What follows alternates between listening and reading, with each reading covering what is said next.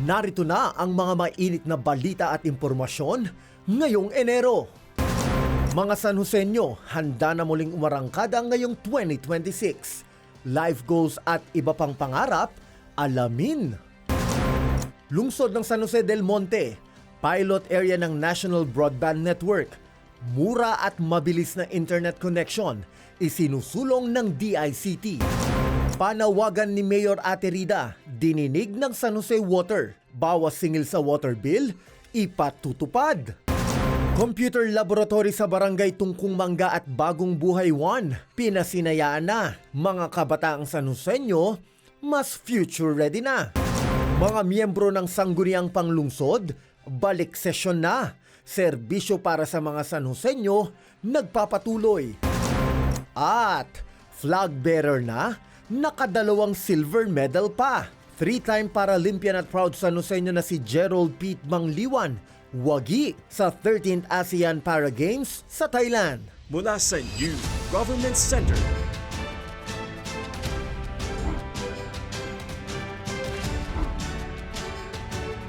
Narito na ang Sa public hearing ng Dragon Reform bayanihan ng mga San Joseño, ng mga tumagat.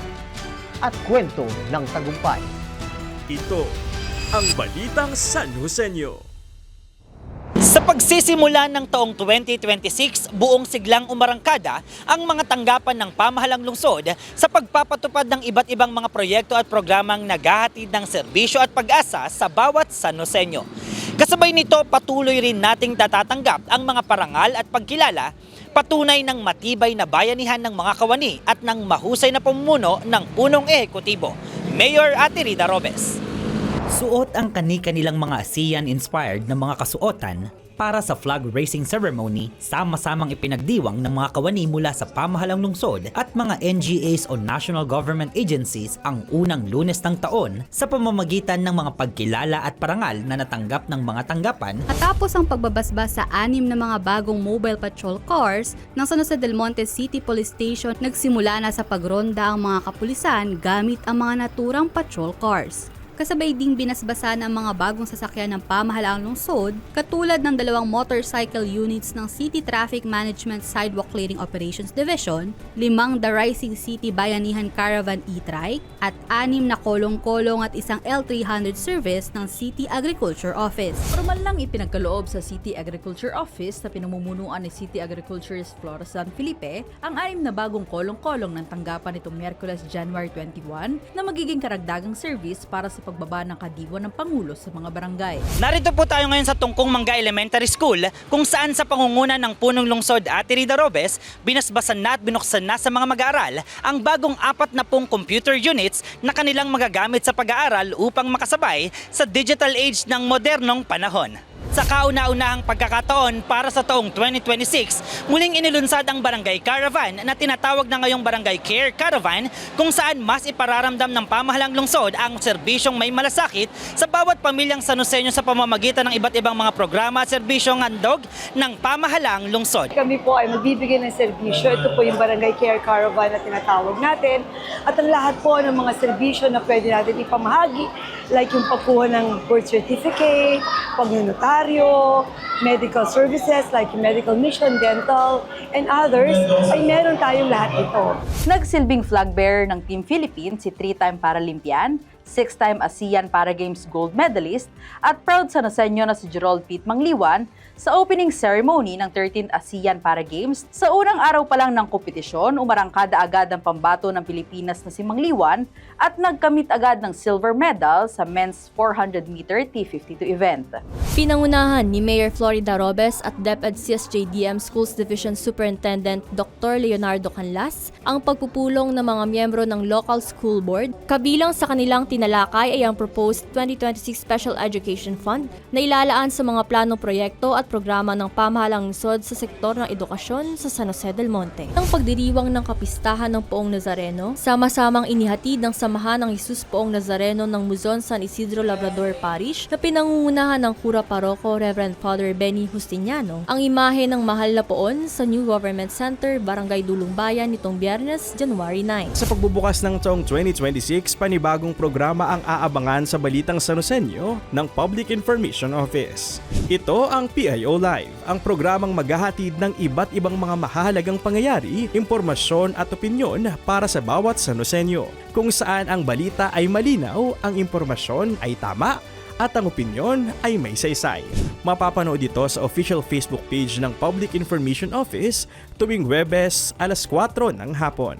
Pinangunahan ni Mayor Florida Ate Rida Robes ang pagkilala sa mga natatanging kabataang Sanusenyo na nagpamalas ng kanilang husay at talino sa iba't ibang larangan kasama ang kanilang mga magulang at guardian. Masayang tinanggap ng 232 students ng lungsod ang inihandang insentibo ng city government. Nagtipon-tipon ang daan-daang mag-aaral na mamamahayag, school press advisors at coaches mula sa iba't ibang mga paaralan sa Schools Division ng lungsod ng San Jose del Monte sa temang Navigating the Digital Frontier, honing responsible San Joseño campus journalists in the age of artificial intelligence. Binigyang diin ang kapangyarihan at ang responsableng paggamit ng makabagong teknolohiya, partikular na ang AI, lalo na sa pananaliksik, kritikal na pag-iisip at paghahatid ng katotohanan. Bilang tugon sa panawagan ni Mayor Ate Rida Robes sa San Jose Water District tungkol sa bawas singil sa mga naapektuhan ng water interruption ng Prime Water nitong Enero, magpapatupad ang naturang water concessionaire ng bawas sa singil para sa mga apektadong accounts. Batayan sa sulat ni General Manager Loreto Limcolyok sa punong lungsod nitong January 28. Kasama ang bawat tanggapan ng pamahalaang lungsod na ibigay ang mga serbisyong hatid ay asensong randam ng bawat pamilyang San Joseño.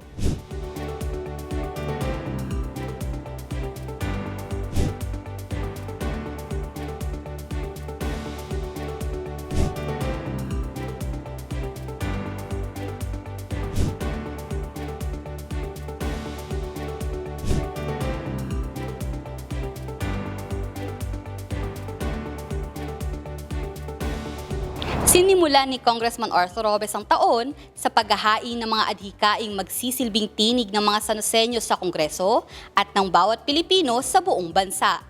At sa muling pagbubukas ng sesyon, aktibo ring itinulak ng sangguniang panlungsod ang mga ordinansa at resolusyong layong maghatid ng konkretong pag-unlad at mas maayos na pamumuhay para sa lahat. Masiglang sinimulan ng mga miyembro ng ikasyam na sangguniang panlungsod ang kanilang unang sesyon para sa taong 2026. Tinalakay sa 28th regular session ng Sangguniang Panlungsod nitong Miyerkules, January 14, ang kakulangan sa supply ng tubig na kasalukuyang nararanasan sa lungsod ng San Jose del Monte. Matatandaang sa mga nakalipas na araw, inanunsyo ng water concessionaire na Prime Water San Jose del Monte na nagsagawa ito ng emergency water treatment plant maintenance activity sa malaking bahagi ng lungsod kaya naranasan ng water interruption. Sa ika-29th regular session ng Sangguniang Panlungsod na pinangunahan ni City Vice Mayor Arlene Bartolome Arsiaga, tinalakay ang mga panukalang ordinansa at resolusyon na may direktang epekto sa kaayusan ng lungsod at kapakanan ng mga Sanoseño. Kabilang dito ang pagbabalik-aral sa mga kautusan at kapasyahang barangay patungkol sa 2026 annual budget. Ayon sa inilabas na anunsyo ng Department of Information and Communications Technology or DICT, target ng ahensya na gamitin ang lungsod ng San Jose del Monte bilang pilot area para sa National Broadband Network sa Bulacan para sa ilalatag na National Fiber Backbone Phase 1. Ito ay sa pagtutulungan ng DICT, Bases Conversion and Development Authority at US-based firm na Meta na bahagi ng isinusulong ni Chairman on Bases Conversion, Congressman Arthur B. Robes sa kanyang House Bill 1172 o Internet para sa Lahat Act. Nagsagawa ng coordination meeting ang mga tanggapan ng pamahalaang lungsod na katuwang sa mga planong proyektong pang-imprastruktura sa pangunguna ni Congressman Arthur Robes sa Congressional District Office. Tinalakay sa pulong ang mga planong bypass roads at road widening na isasagawa ngayong taon para sa mas maaliwalas na kakalsadahan at maginhawang daloy ng trapiko sa lungsod. Binisita ni Congressman Arthur Robes ang mga ongoing infrastructure projects sa lungsod ng San Jose del Monte. Ang tugatog ng tagumpay nagsisimula sa matatag na pundasyon. Gaya ng maunlad na lungsod, dito rin makikita ang pinagsama-samang lakas at dedikasyon ng bawat lingkod bayan sa barangay.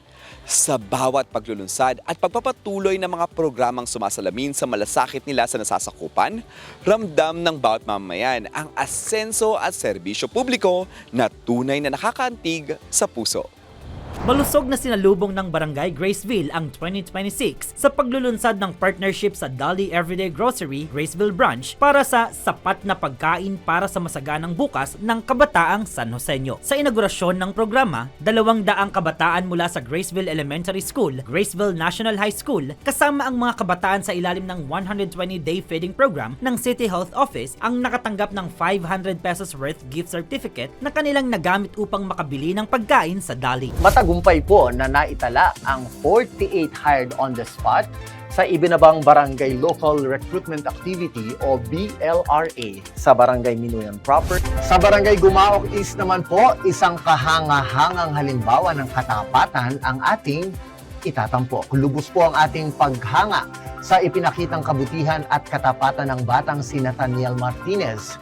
Dahil pong nakapulot ng isang mobile phone at kusang loob niyang isinauli ito sa tunay na nagmamay-ari. Katuwang ang mga barangay public information officers na ihatid ang iba pang mahahalagang balita at impormasyon mula sa 62 barangay sa lungsod ng San Jose del Monte.